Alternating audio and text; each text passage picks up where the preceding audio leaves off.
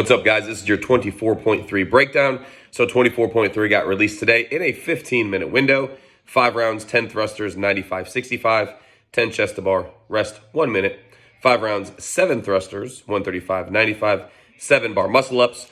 If you are that athlete, someone said this today and I loved it. They're like, hey, I think I'm just going to go for it and go unbroken on everything. Like, it's the last week of the Open. All you guys are making quarterfinals, right? You're not going to take a huge dive and miss quarterfinals in this workout. So if that's you, go for it. Go unbroken, see what happens, push yourself to that limit to where you're like, ooh, I might start failing. Like, let's learn that now rather than when we get to quarterfinals, and we'll be a lot more strategic in our pacing. So if you're that athlete that's like, hey, this is week 3, I just want to see what happens, cool, man, go for it. I totally support that. If you're that athlete who's like, hey, I kind of want some strategy to this, then let's break this down, right? So just some simple math I'll put below. So if you do the first 5 rounds every 2 minutes, you're going to be done at the 10-minute mark. Rest for a minute, and then you'll have 4 minutes to get through the 5 rounds of thrusters, bar, muscle up. If you go every 45 seconds, or excuse me, every minute 45 for a round, you'll get done with your rest at 9 minutes and 45 seconds, leaving 5 minutes and 15 seconds for those 5 rounds. If you go every 90 seconds, you will get done with your rest at 8.5 minutes, leaving 6.5 minutes for the 5 rounds, which may be a little bit more feasible. If you're going to choose to go every minute 15, you'll get done around the 6:15 mark, rest till 7:15, then have 7:45. Just for some data on that, Krennikov and Crouch were getting done at like, their first round was obviously sub 1 minute, but like they were around just a shade under, a shade over a minute. So just keep that in mind. So based upon your gymnastics, this is huge. If you're that athlete who's like, hey, I can hold 10 unbroken chest to bar any day of the week, I can breathe through them, I can control my heart rate, then you should probably hold 10. But here's a caveat to that. Everything in this is building towards the bar muscle ups, because this entire workout is who can get deeper into bar muscle ups, because every rep is going to put you forward. So just be mindful, if you plan on holding 10 unbroken chest to bar, grip fatigue and lat fatigue will be an issue just for the time under tension. So just be super mindful of that. If you're that athlete who's like, hey, 10 is probably my max unbroken set, then you're going to break in 2 sets or even 3 sets. Like we learned this last week in that AMRAP 20, that you can row at a very recoverable pace and make it deep into that workout. Same thing. If you want to do a 6-4, a 5-5, even a 4-3-3 with like a 3 to 5 second rest in there, that's not a bad idea at all, because that's going to keep your time under tension and your heart rate down. Think about it. The first 5 rounds we're not winning. This workout is not won in the first 5 rounds. It's setting us up for success for the second 5 rounds. So 95-65 for athletes of your caliber, super duper light.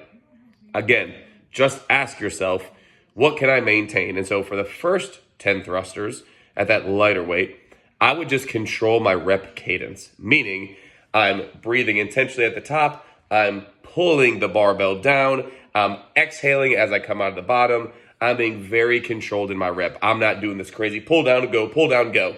I'm being very controlled in that. Then set your barbells up 5 feet from the rig. That's like the standard, by the way. So set them up so where you can walk to the rig, jump right up and go. Put chalk in your shorts, in your bra, whatever is easiest for you. That 1 minute rest you're going to have is not enough time to rest. Just really going to be enough time to change your barbell. And that's really about it. So if you watch the live feed, yes, you had, CrossFit Games athletes breaking up the bar muscle ups. I think that's smart. I think you could probably open up unbroken, but you may regret that because, again, grip and lat fatigue are going to be an issue.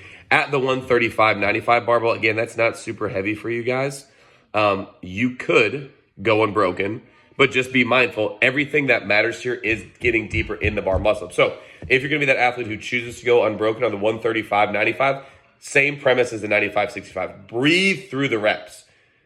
Get some air at top. Pull the barbell down. Drive the glutes out of the hole. Don't increase your rep speed or cadence.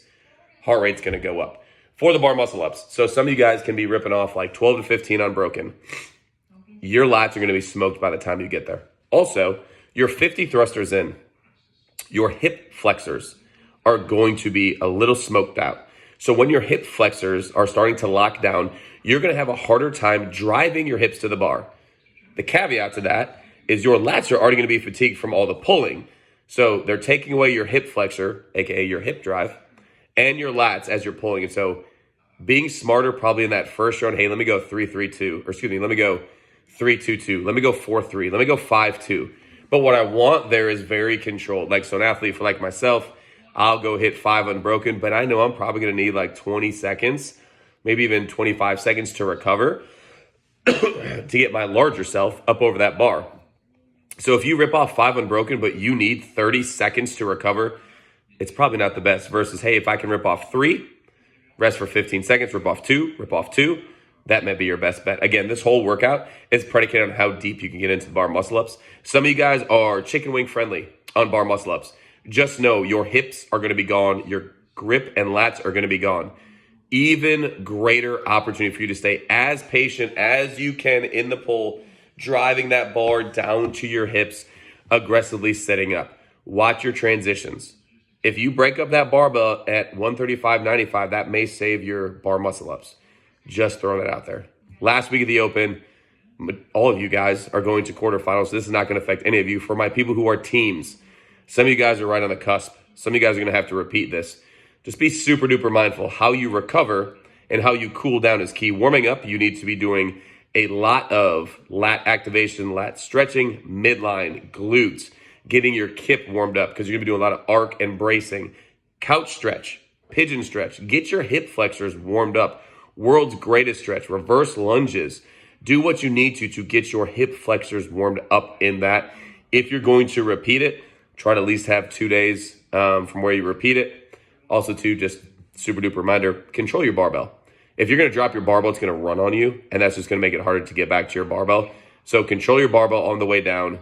Control where it's going to go, when it's going to go.